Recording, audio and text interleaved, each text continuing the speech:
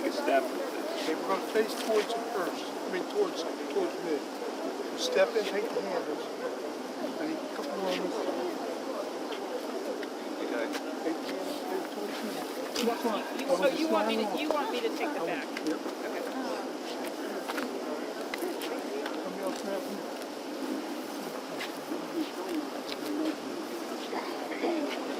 Okay, everybody high? Got it. They should you enough tonight or not. We have steel Their steps, like step up. Never alone. Once he catches you shoot, you ever say that like that and you talk that it says seen of it so they run on the toe. Look, you run, Come on up, everybody come up over. if it's your mom, you never but hopefully you have a look, because if you shoot to Orion, you pull, you see top Ella for the bottom game of Nessa, you want to blow you guys right to Nessa, the secret to the mother, she's direct. You have to I see, young sometime at Unecha. But the Unea Lecha Ra'a, then I got low your God all Lecha. Kima Lechav Yitzavela, Lishmacha, Behold Derachecha. Al Kapayim Yisa Uncha, Penti Go for Evan Recha. Al Shachal, the Petin Tidro. You're most curious, man. You do my shotgun. Here. Just going to roll. Where else do you need to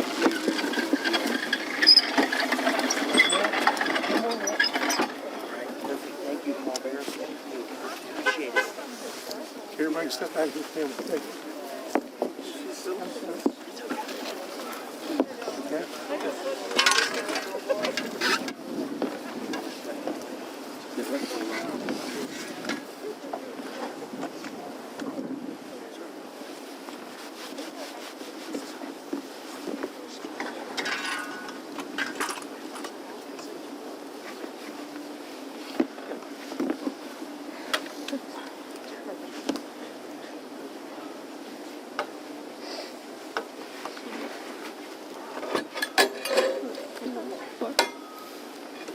Okay, let's take it a little bit more this way.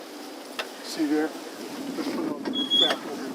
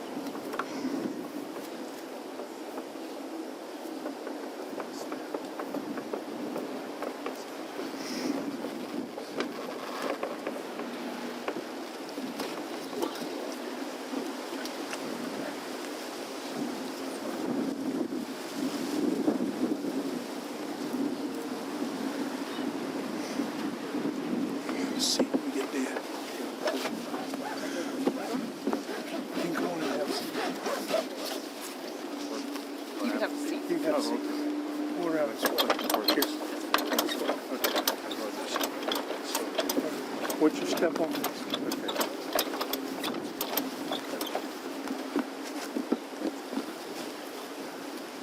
You got Dad there?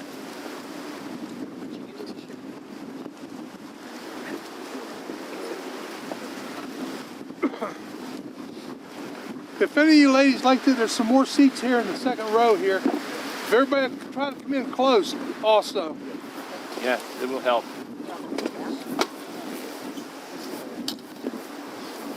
You can sit. You can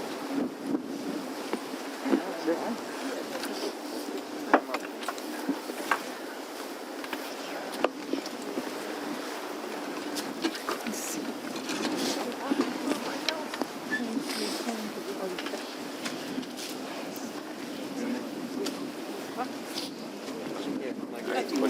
No, I'll switch. Switch. Dwelling in the shelter of the Most High, abiding in the shadow of the Almighty. I say of the Lord, you are my refuge and stronghold, my God in whom I trust. God will save you from the trap of the fowler, from the destructive plague. God will shelter you. You will find refuge, for God's fidelity is as an encircling shield. You shall not fear from the terror of night, nor the arrow which flies by day. For the Lord is your protection. You have made the Almighty as your haven. No harm shall befall your home, for God will command his angels to protect you in all your going. With length of days I will satisfy you and reveal to you my saving power. With length of days I'll reveal to you my saving power. First of all, I want to thank all of you for being here on this very cold day to remember my mother, Susan B. Hoffman, Schiffer, Bat Chanoch Ve'eta. And this is my 32nd year in his business. Rabbi Lehman can attest to all of them. But there's something very, very different from this day, from all the previous days.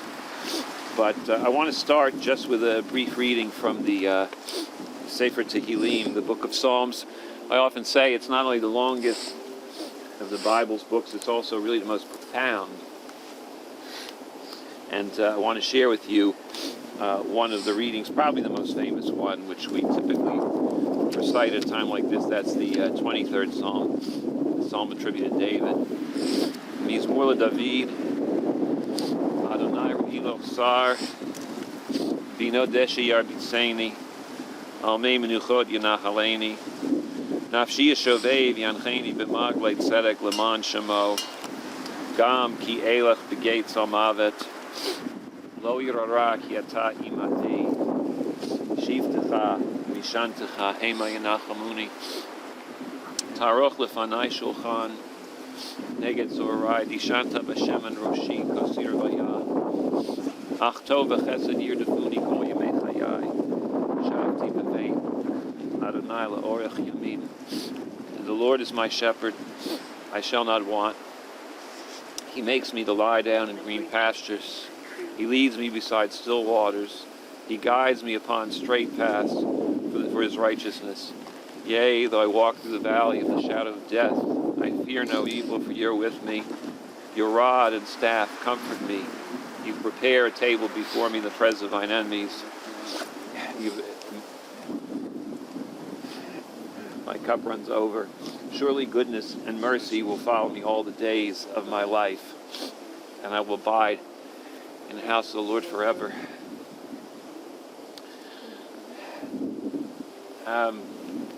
There are so many people here, and I'm very grateful, who knew our family, knew my mother from all different stages of life. And I want to ask your indulgence. I do realize it's chilly out here. I'm aware of that. But I wanted to offer a few people who were very, very close to my mom the opportunity to share a few words, and each from a little bit different perspective. So I want to call upon first my son, one of our great grandchildren, Ethan. And Ethan had a very special relation with my mother. He helped my father care for her during part of her Alzheimer's when she was still living at home, and they developed a really beautiful, lasting relationship. So, ready, kid?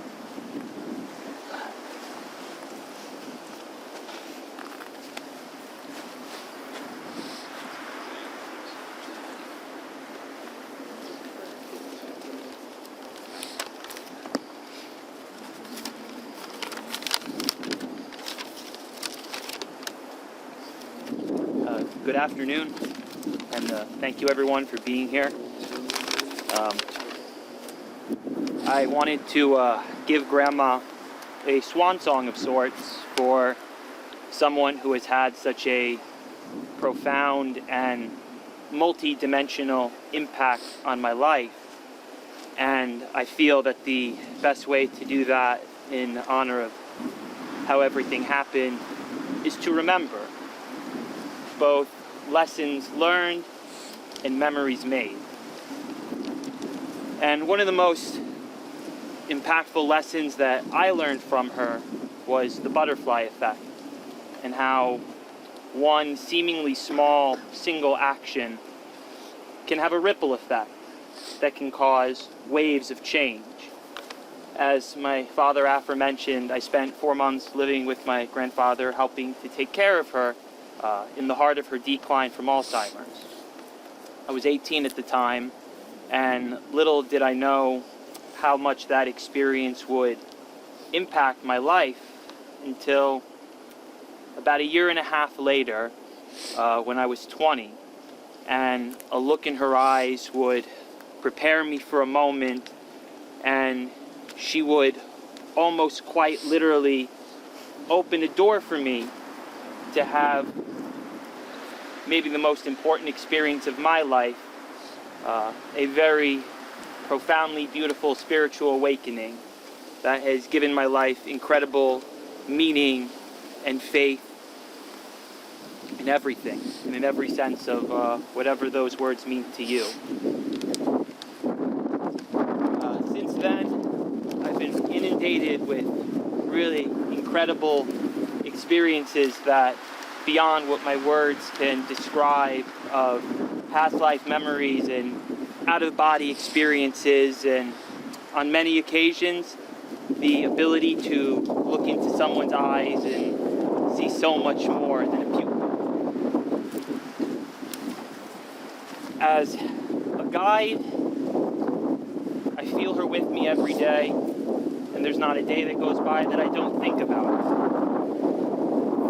And as a guide, she has also shown me that we do not journey this campaign of life alone. We do it together. She's also shown me that not everyone has such a loving, supportive family, and how blessed we are to have each other in moments of sorrow, in moments of triumph, and of anything and everything in between and beyond. I'm also aware that my grandma was a very famously good storyteller. Most of you have known her long before I was ever even conceived. And I've learned so much about her from many of you here. So in concluding today, I invite others of you who have memories with her to come speak, because within others we find ourselves, we find our meaning, and we find purpose, and we find how interconnected and intertwined all life really is. And that's what I've really learned from my grandmother, and will always keep with me. Thank you.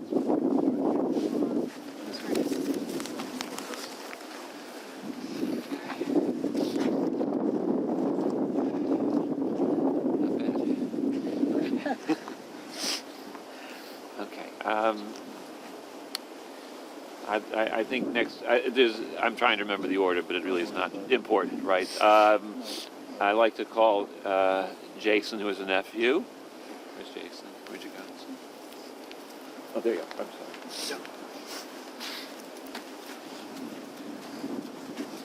sorry. She was my favorite aunt. and it's my understanding that I was the best nephew. So First in a field of one. first in a field of one, but always number one. She was an amazing woman.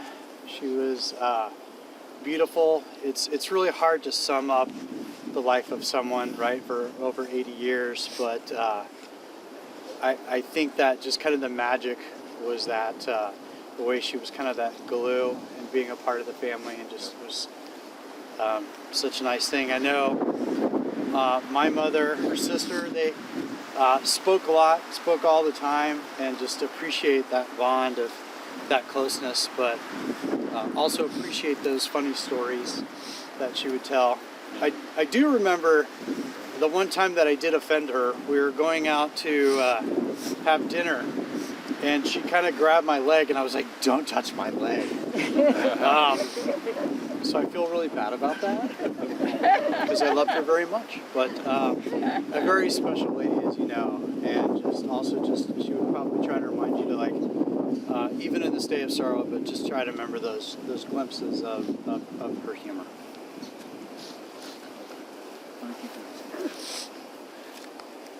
Thank you, Jason. You are indeed her favorite nephew. No questions at all, right? There's really no question. So, my mother was also had only one sister. So you're the favorite sister in Maryland. But would you want to say a few words? You said you did, so I'm going to give you a chance. Stand. Okay. You can just swing around. Sort of close. Okay, go Paul.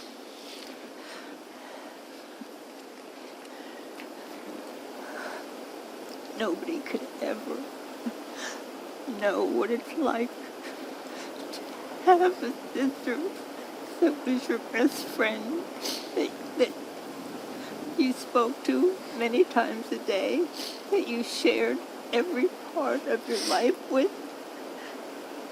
And I always thought that we would be together at this time, that we could go together. And so I was totally distraught. And I hope but she will always be with me. Always. And I will still speak to her every day. And I know she will speak back to me, because that is a relationship that is not a temporary one. That is a forever thing. And so I know that she's making a nice place for me in heaven, and I'll be there to join her. Thank you. Thanks. Watch this stuff. Thank you, Marilyn. I know she enjoyed seeing you on our iPhone, thanks to the Yes, 21st century, yes. and I would bring her up and FaceTime, FaceTime, right? Every Remember what Sunday it's at called. 2 o'clock. I think you should be next.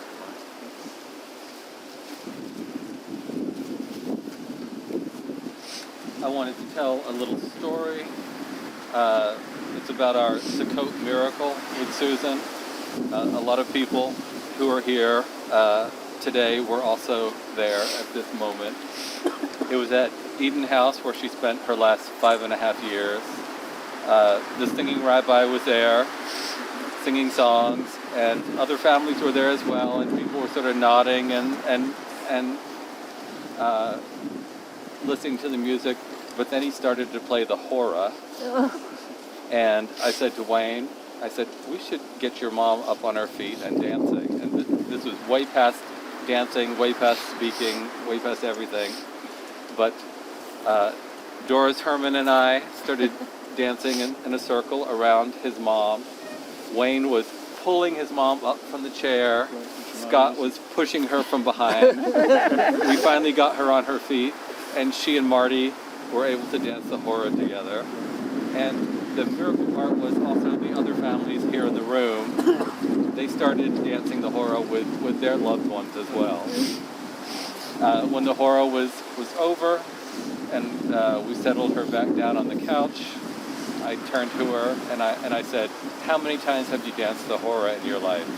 And she said to me, many, many times. this was years past when she had said anything to us. So this was, I think, our Sukkot miracle.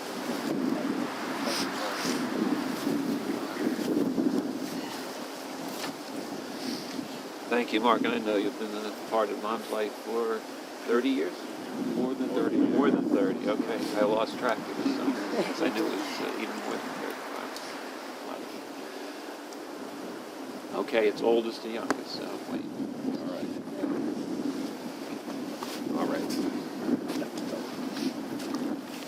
All right, you know me. I'm not going to get sentimental. I'm not going to tell you that my mother taught me how to make a good brisket. But she did. She taught me how to make a good brisket.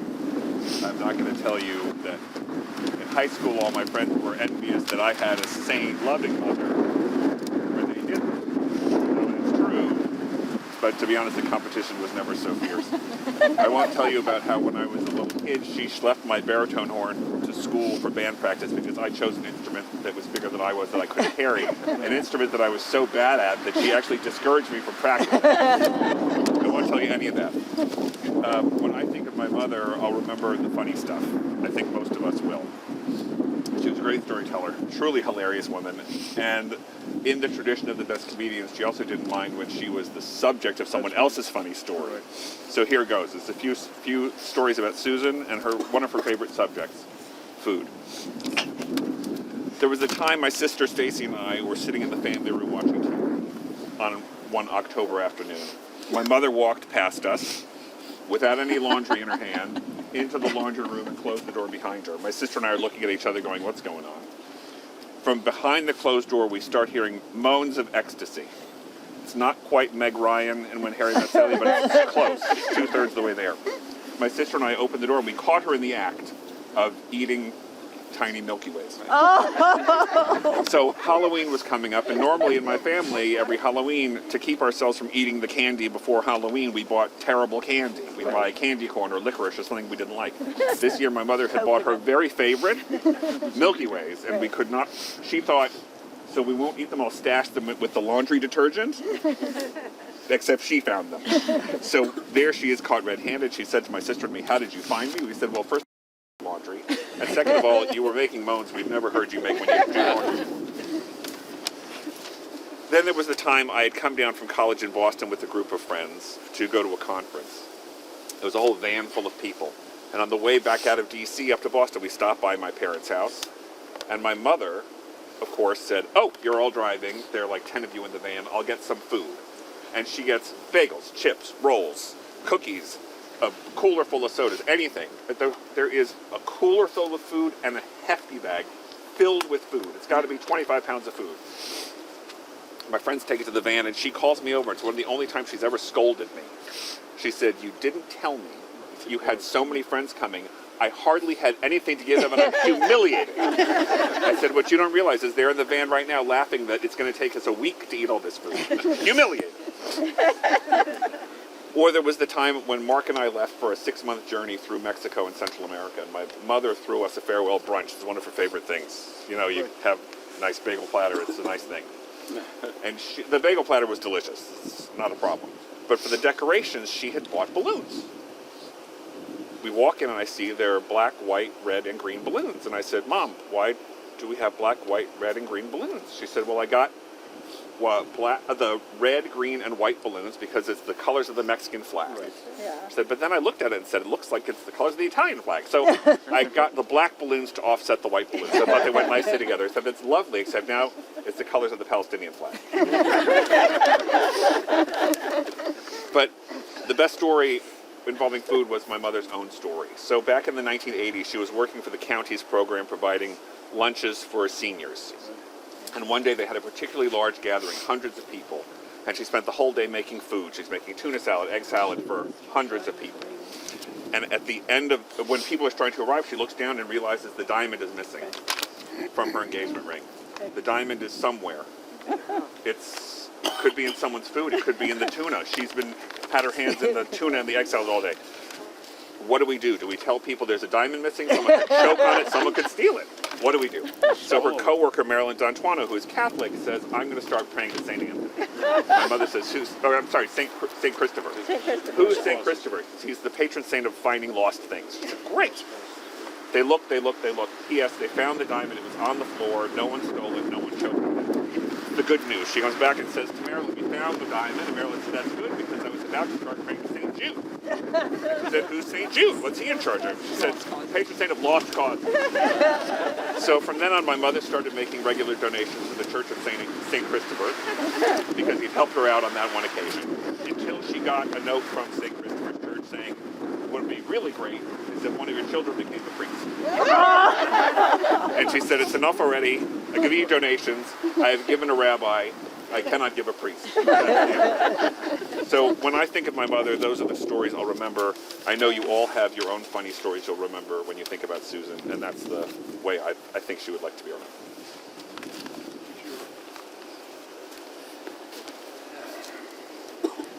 Thanks. Wayne, that is definitely mom's style. Yes, that's definitely her style. So, Stacy.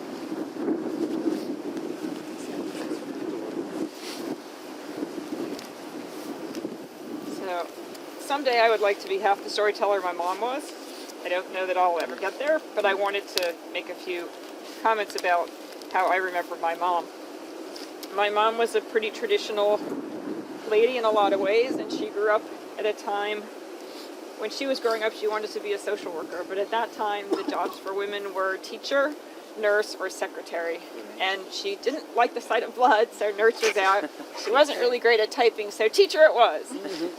And it was actually a job that suited her well. But she was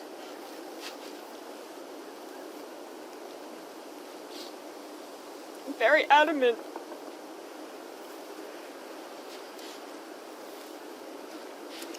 that we could do whatever the hell we wanted, each of us. And I think that helped us. Sorry. Each of us, I think, has become, from a career point of view, the people we were destined to be, as a veterinarian, as a rabbi, as a writer. And we have my mom and my dad, of course, to thank for that.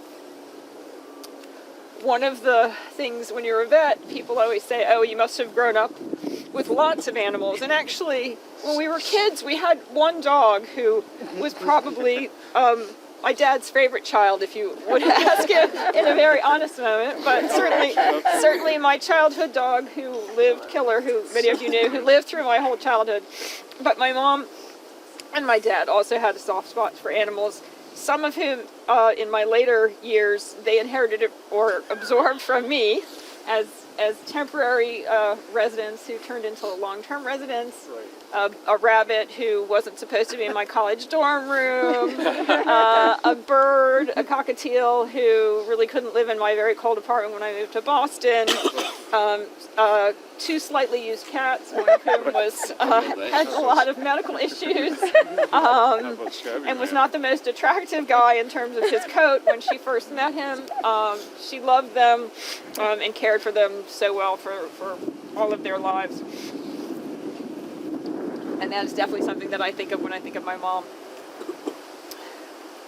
When I was in college, I had a friend whose mom was kind of like the cool mom, I thought. She would come to town, we were in Boston, she would come to town, and the two of them, she and her mom, would go out for margaritas and brunch and all this sort of stuff. And I remember saying to my mom, with whom I did not have that sort of relationship, like how great that was. I was kind of envious. And she told me in her very sage way, you'll have many friends, lots of friends, but you get one mom. And she was that. Sorry. When I was in high school, Scott and I were in high school, he was part of a youth group that was all guys. And some of them were my age, some of them were a few years older, Scott's age, some of them a little bit younger. And we mostly went to the same high schools. I knew his brothers as they were. And I wasn't exactly popular with them as a whole, but one of them told me that at the time, the thought was I wasn't considered much of a catch, but that if someone were to date me or to marry me, that the big prize would be that Susan Hoffman would be your mother-in-law. And wouldn't that be great? You have the best mother-in-law. Those of you who have heard the mother-in-law can comment either yay or nay. But I thought that was just a very kind thing for him to tell me. The final thing I would say is a lot of us here today, we were here in a Jewish cemetery, but a lot of people have different, faith beliefs, even within Judaism, of course. But if you believe, like I do, that there's a spirit is somewhere, she's making sure everybody's fed and happy, and that there are lots of animals wherever she is. And also little kids and animals. She could never get enough of. In fact, in her later years, when her Alzheimer's had taken effect, but she was still at home, we were worried that she was going to steal small children. We would go to the store, and there would be a small child who was maybe dressed in a very cute outfit or was just really well behaved, and she was just drawn to them, and to the point that it almost was a concern. And again, just always drawn to animals. So I hope that those are my memories of my mom, and I hope some of you can share those memories too.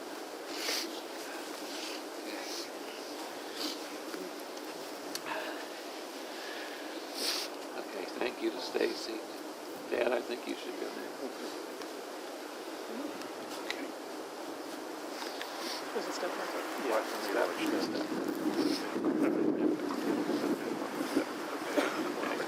Okay. Can't see the step up. Yeah, no. There you go. There you go. Okay, sorry. Hang on. Okay, stand behind us. Okay, I'll stand behind you. We've run out of children, so I guess it's my turn. Everybody has touched upon Susan's humor. I have some other observations. Bear with me. I was a lucky guy. I had my soulmate, my wife, my confidant, my friend for 60 years. Very few people have that lucky. I was extremely lucky. We met October 10th, 1959, a blind date. Susan was living at home in Jersey City. I was living in Newark. Fortunately, I took out my map, and it turned out that she was living just within a 10-mile limit that I'd established for a date, which is like 9.5 miles. Had she been a half a mile further away, we wouldn't be here today. Or she would have a different husband. Right. He would have been lucky guy. Anyhow, so that was the first date. At the first date, Susan demonstrated some of her characteristics. We went to a fraternity party at Philadelphia Phi in downtown Newark. The party was a dud, and we left and came back to my house, my mother's house. And we were sitting smooching on the couch, and my mother, one of the very few times I didn't like to be home early. She was playing cards with my dad, and I generally didn't come home quarter of 12. We were kicking, tack, my mother's heels coming up the driveway. And Susan said, "I think your mother's coming home." I said, "Oh no, she never comes home this early." And bent over for another kiss, and then my mother opens the door. So the trick is, what do we do now? We're playing bingo? No, we're just sitting on the couch. Anyhow, Susan rallied. She got up, put herself together, and really handled my mother without much problem. My father was a pushover. He loved her from the moment he saw her. That was duck soup. He could have done anything in the world. He was really fond of her. And she was able to finesse my mother too for that matter. So I have to give her credit for that. She was able to regroup herself under less than ideal conditions of meeting future mother-in-law. So we continued dating whenever I could get a car, which was a difficult problem. Mine generally died. I died on the Skyway leading to New York, leading back. It was a long story. It would probably take an hour to tell. I could all freeze to death. I will make a comment about the weather. my wife was not an outdoorsman, and the temperature was lower than 68. It was cold. It was above 72. It was too hot. It was blazing hot. So unfortunately, Susan didn't control the weather here. If she did, this would be a different day. She much more pleasant. The wind would die.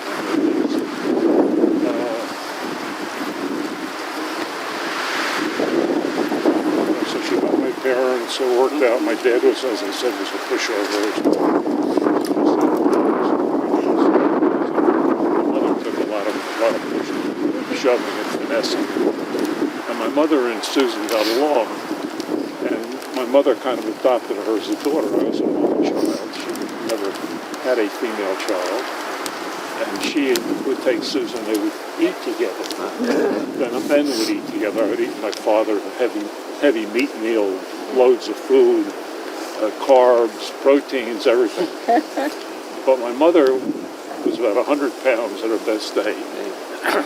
And loved cottage cheese and Melba toast. And she would Giant meal. And she would be stuffed with two slices of Melba toast and cottage cheese. She was stuffed.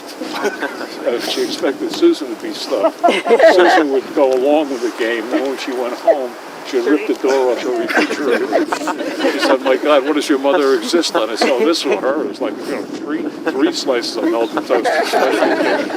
So I went home and your mother would ask, "What are you doing ripping your way through the refrigerator? Really pull the door off its hinges." So I'm starving to death. Anyhow, despite that, we continued on and made it. So we had some rough patches in that. What else can I tell you? You talked about her humor. I would give you some. Let me give you a list of characteristics. She was perceptive. She could read people. She responded to their voices. She was kind. As has been mentioned, she could be the subject of she could be the butt of the joke and take it in good stride. She could hand it out and be the star. It didn't make any difference. It was still humor. She had a great sense of humor, and I say that objectively. My mother was funny. Susan was funnier, and she had the added gift not only of being funnier than my mother, which is really a high standard, a high bar. She could do a routine on any story and embellish it with hand gestures, facial expressions, choice of words. I never met anybody else in my personal or professional life who was as talented in telling a story. I'll give you an example. We lived in Chicago for 18 miserable months. My sister-in-law and brother-in-law were in Ann Arbor, and we would share stories. They were horror stories. They were really unpleasant. If anybody from Chicago Chamber of Commerce is here, please leave. Either that or you'll have to shoot me. But we were living in Chicago and moved from Washington to Chicago, and we're living there. And it was New Year's Eve was coming up. Susan was in the park, local playground, with a couple swings, and a young woman came up, also the child, Scott's age, a year or so, and they established a conversation, and they spoke. Susan felt, "Oh, gee, I'm really getting in a swing here. I'll be accepted in Chicago society or whatever." And the woman said, "Oh, we're having me, Susan, Margie Brown, we're having and her husband was an attorney working downtown. I was working downtown. And she said, we're having a New Year's Eve party." Susan said, "Oh, that's nice." She said, "We need a chip and dip bowl." Susan said, "We have a chip and dip bowl." If you remember chip and dip bowls, it was a large bowl for the potato chips. There was a stand, a large bowl for the potato chips, a stand. And on top of the stand, there was a second bowl, a small bowl, which would be a dip, mushroom dip, an onion dip, right? And so she said, "Well, you can borrow the chip and dip bowl." So we assumed, being normal people, as we thought we were, that we would be invited along with the chip and dip bowl. But unfortunately, Margie Brown showed up and borrowed the chip and dip ball and took it off to her party. And we sat home, as a matter of fact, with you and husband number one. Yes. And Buck was in a kennel. And we sat through it, and she did return the ball. That was about the extent of our social acceptance in Chicago. Our chip and dip ball is still in the house someplace, but we don't bring it out except for New Year's Eve and sit around and look. Susan Haddon also somebody made reference to Susan's aunt providing a constant stream of offbeat subjects for Susan to riff on. I can tell you about. I can't describe some of the nutty ideas she's flung your sister's way, but I will tell you when we had a professional meeting in town, and we hosted as a firm a fair number of patent meetings and trademark meetings, and I get a call, it's at a hotel downtown, or a Portofino restaurant, which I think I supported or put it in. They were one story, we started at 3 and expanded. Anyhow, I would say, Susan, you have to go with me. We're having a dinner meeting. And her answer was, I really want to go. A bunch of attorneys, who the hell needs it? I said, well, it's important. It's a business. It puts bread on the table. Maybe. Then it was the hair excuse. The hair's not done. So just brush it and do something with it inside your head. It's not that big a deal. She would, okay, I don't have a dresser. What Jewish woman in the 20th, 21st century doesn't have a dress? I said, I'm looking at a closet, there's at least 1 or 2. So she would reluctantly go along with it. I would come with me, get in a car, drive to downtown. Not a happy camper, kind of low key, but not a happy camper. And we get to the meeting, 6, 10, 15 attorneys, whatever, some with wives, some without. And she would, come into the room and, introduce herself, and many people knew her. Or I would introduce her, and she would kind of make herself a and you figure, well, okay, how's this going to go? And then somebody would come up with an idea. The attorneys or the attorney himself. I left my kids at home, and they were doing this and doing that. And the light would go on. Well, I know about children. I used to teach them. Let me see. She reached back for some story that fit the occasion, so she was able not only to give song and dance and facial expressions, gestures and stories, she could riff on any subject at any time if it suited her, or she could find a niche or a hook to put the act together. And she had a great sense of humor. People, we get calls the following day after this meeting was over, and the call generally went something like this: Marty, yes, it was very nice of you to invite me and my wife, or my secretary, or some combination to the dinner. We had a lovely time. Okay, are you going to do this next year? I said, yeah, it's an annual thing. They said, okay, good. Put me down.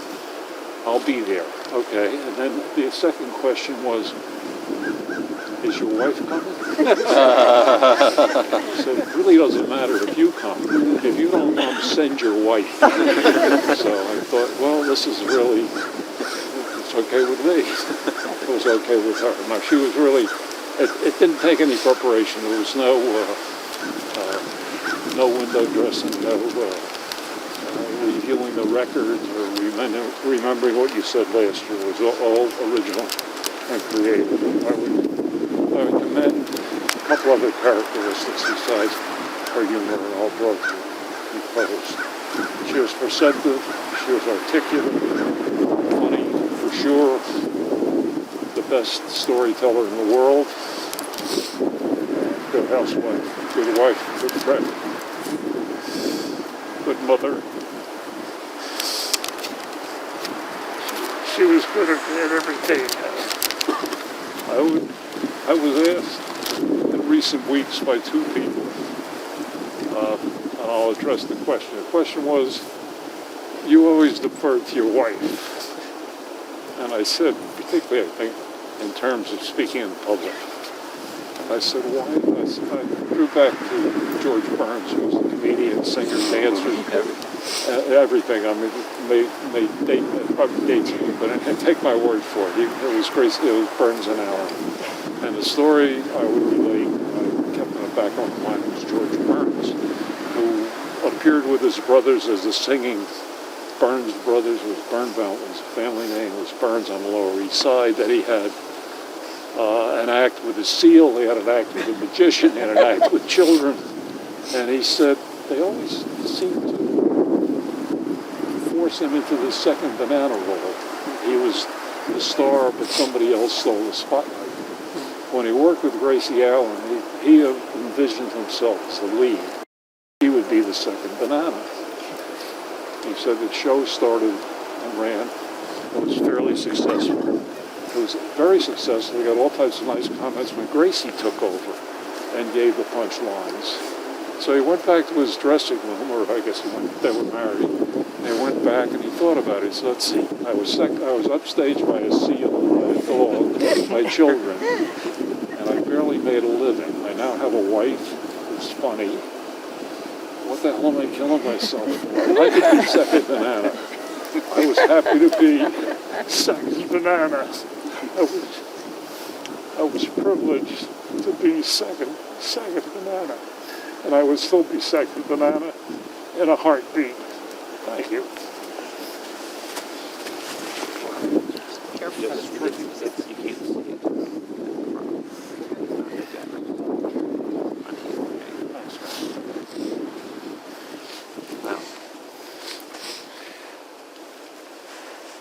So, you know, Dad, growing up, we thought we were the center of Mom's universe. But it was a dog. It was killer. Yeah, well, you know, we were in the third concentric circle. You were in the first. You were the first. But I thank everybody for taking this call day. I wanted to share a few words about my mother. So I learned recently through Wayne's book that my mother was born on the first day of Passover in 1940. When April 22nd, 1940, the first day of Passover. Indeed, she was born right around the time of the first Seder. And I had never known that all the years growing up. I did know that Passover was unabashedly my mother's favorite holiday. There's just no two ways about it. And I want to just reflect on some of those experiences, how they reflected who she was. So growing up, we had really lovely Seders, and one of the things my mother had to do was navigate a certain yin and yang, a feng and shui, you know, between my grandmother, her mother, Ethel Bornstein, who's interred right over there, and her father, Henry Bornstein, who was interred in Staten Island. And my Zeta would have been very happy with a 5-hour Seder. And Ethel would have been happy with about a 5-minute Seder. Indeed, she often would repair to the couch very quickly and yell at him and say, Henry, the kids are hungry. Get to page 28 already. The answer is she was the one who wanted to get to page 28. But somehow she kept that under wraps. She made beautiful meals. And our eternal guests were the Herman family, right? And we have Haggadot. And not only do they have the names still written in them as to who got what part. We still have some of those written in my childhood pencil at my mom's instructions. Right? Say, write in this for this part. You know, this is Joey's part. This is Josh's part. This is my part. And we still have those books, wine stains and all. Right? And it was just a lovely thing. So for me, I can only say this, that my grandfather led the Seders, right, with grandmother hocking him to move it along and hocking us not to ask any questions. Heaven forfend if anyone, he would ask, are there any questions? God forbid you said yes, okay? You're not supposed to ask any questions. But my grandfather died when I was 12. Died right before my bar mitzvah. And I said, well, who's going to lead the Seder? And my mother said, well, you are. I said, how am I going to do that? He said, you're going to do it. You're going to do it. We'll help you. Brother, sister, help you. Wednesdays help you. You'll do it. And I mean, Mom and I used to have this argument. You know, she always did want me to be a rabbi, and it's objectively true that she knew I would do that before I knew it. That is true. Everyone knew before you. Yes, I was the last one to know, apparently, right. Apparently I was the last one to know. I think that says a lot about my life. But that's probably the point where my mother made it. I really do think that is actually the point. I mean, she has tales, you know, I had zits on my diaper or something like that. That is not true. But probably by around 12, I think that definitely was something very important to her.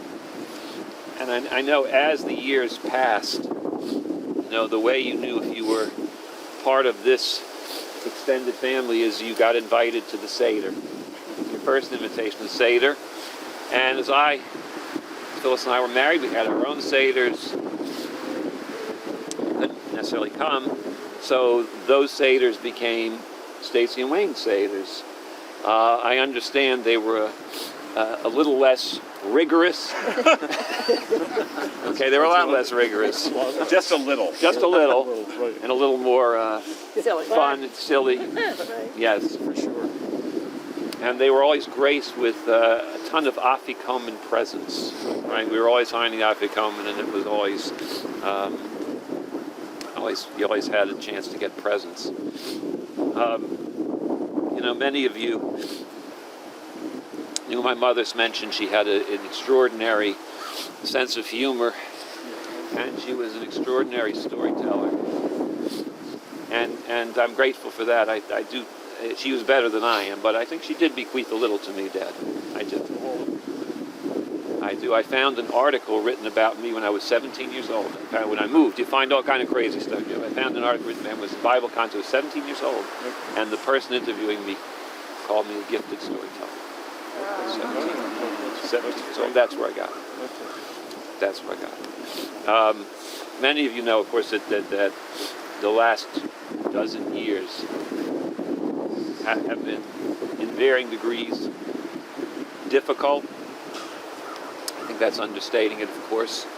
And thanks to Ethan for helping out. And one of the behaviors that proved that this was a decline, it was the saddest of all, was she would prepare as if every day she would set the table for Pesach. She set the table for the guests and put the Haggadot on the table. But it was Hanukkah time. It was Purim time. And the irony was, when we got to Pesach itself, she was totally confused. And that's when we did the biggest one. When the happiest day couldn't be happier for her. But I'm grateful just for one thing, and I will say this, that these last, until recent months, Dad and I got to be neighbors, right? We were neighbors for 3 years. Yep. And we visited Mom every Sunday. You went other times. We all went Sunday. We had all kinds of routines. We rated the visits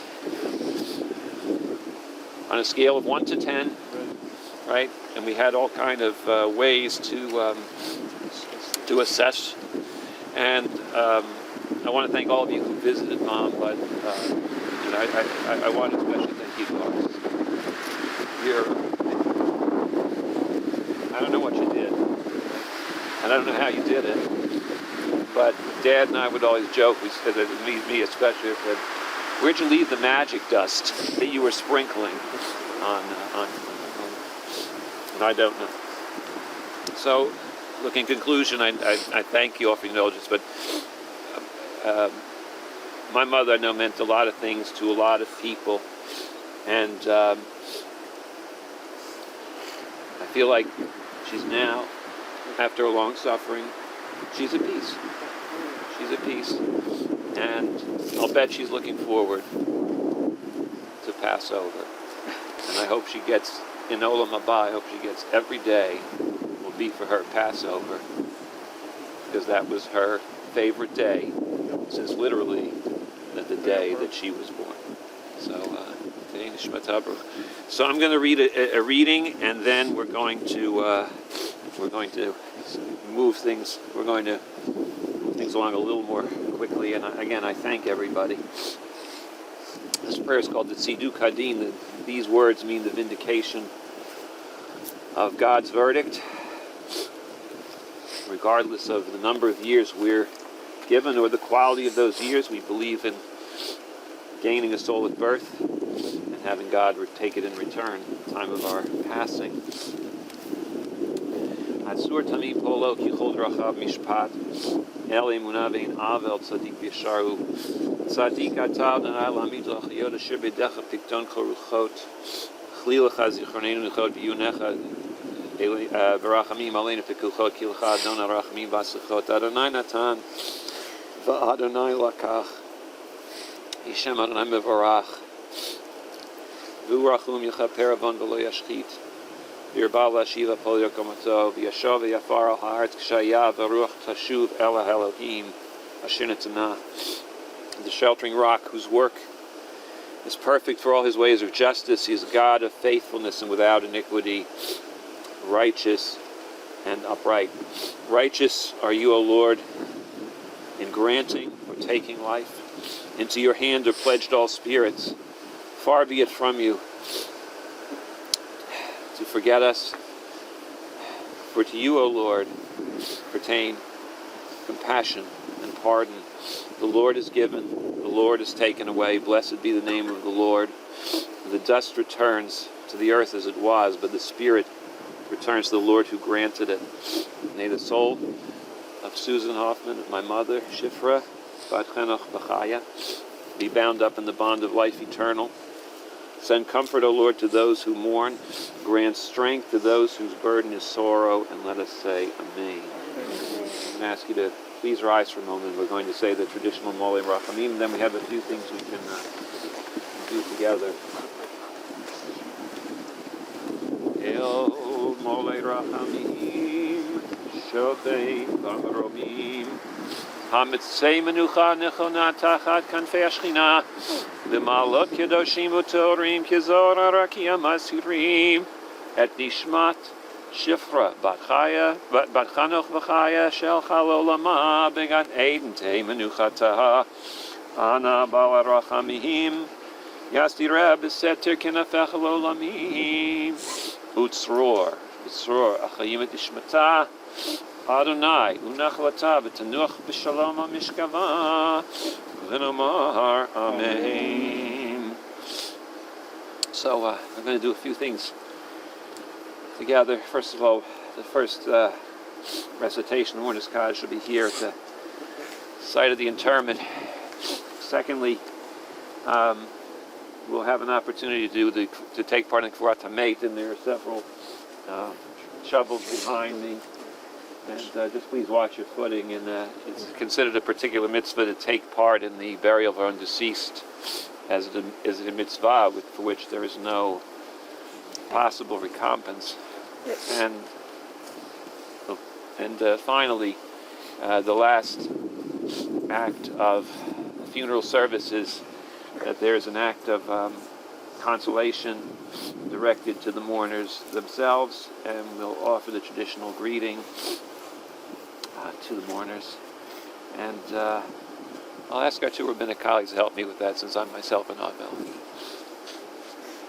Yitkadosh Shemei Rabbah Ve'oma Divrach Yerutei V'yamlich Malchutei V'chayechon V'yomechon V'chayei the whole base Yisrael Ba'gala V'zman Kariv V'imru Amen Yehei Shemei Rabbah V'vorach Le'olam Olamei Olmaya Yitbarach V'yishtabach V'yitpahar V'yitromam V'yitasei V'yitadar, v'yitalev, v'yitalal, shemei v'kusha abrichu, v'yela, v'yikol, v'yirchata, v'shirata, tushbechata, v'nechemata, v'nachirata, v'yomah, v'yirchata, Yehei shalom,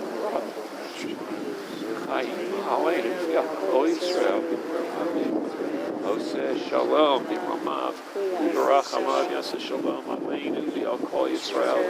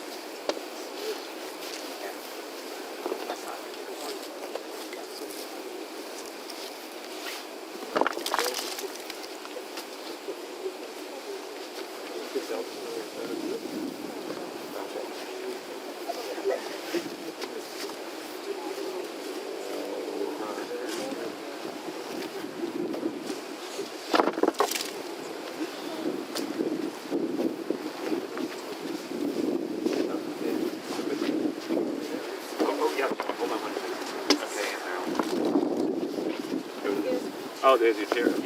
That one.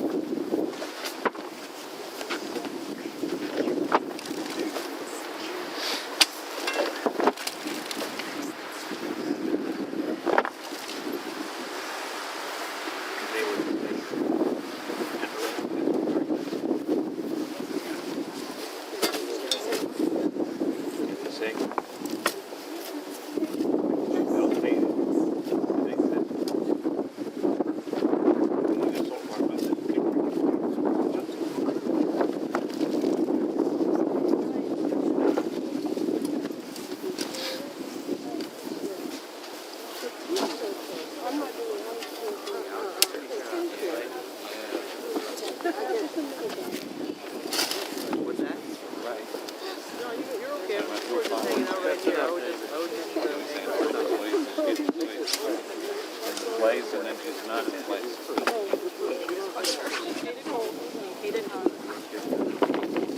All right, well, you can still come and see me. I'm not going anywhere. I'm not going anywhere so far, okay? Come see me. I got space, too. You can bring somebody with you. I got 3 bedrooms spare.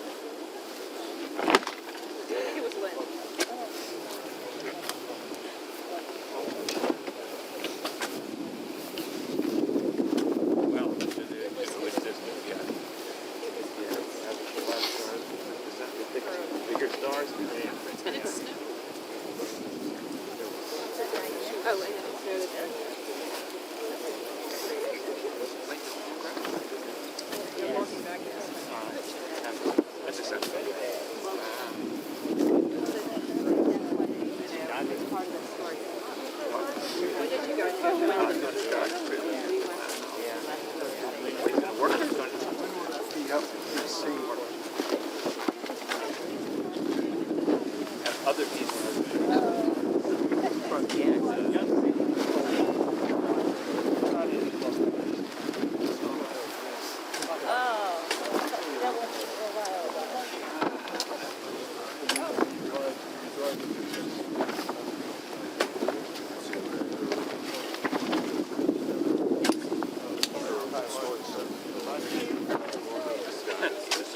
Back to the same place. Oh yeah. What a place. My younger son, he's late.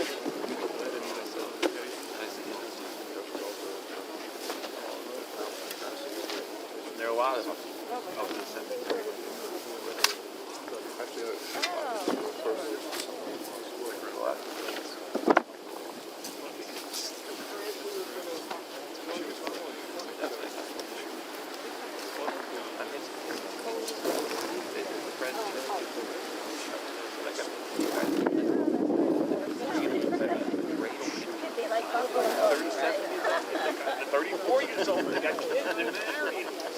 That's where we are.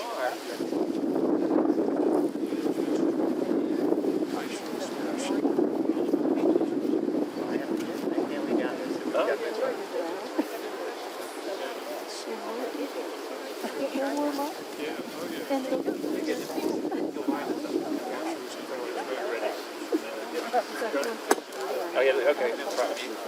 Rabbi, you want me to line everybody up? Yeah, Rabbi Nagelberg would do it because I'm the Avil. Okay, where are we going to do it though? Let's do it over here. If I could have everyone come up here and form 2 lines right behind the Zoom, and what we'll do is form 2 lines out into the road, and then we'll walk through.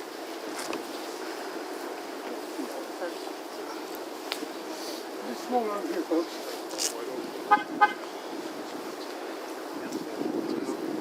Just start anywhere here, just form 2 lines.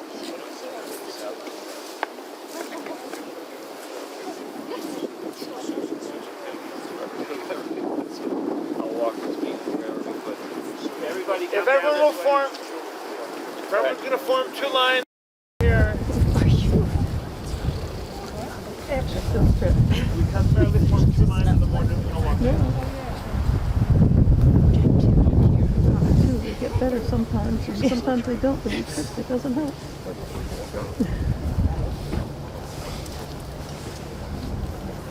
Here it comes. Are we doing the lines? Maryland's right there. Yes. Where are we trying to walk? The hands. Right to the Virginia reunion. Yeah. That's fine. Yeah, okay, we'll try. Okay.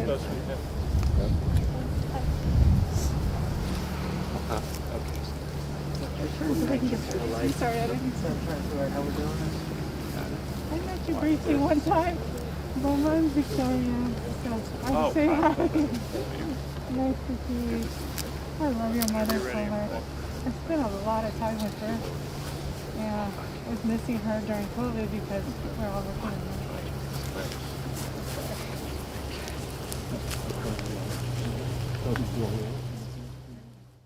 El Molei Rachamim, Shochei Bamromim, Hamitzei Menucha Nechona Tachat Kanfei Ashchina, B'malot Kedoshim Utorim Kizor Arakia Masurim, Et Nishmat Shifra Bat Chanoch B'chaya Shel Chalolama Begat Eden Tei Menuchata, Ana Bala Rachamim, Yasirah B'Seter Kenafech Lolamim, Utzror Achayim Et Ishmata, Adonai Unachvata B'Tenuach B'Shalom HaMishkava, V'nomar Amen.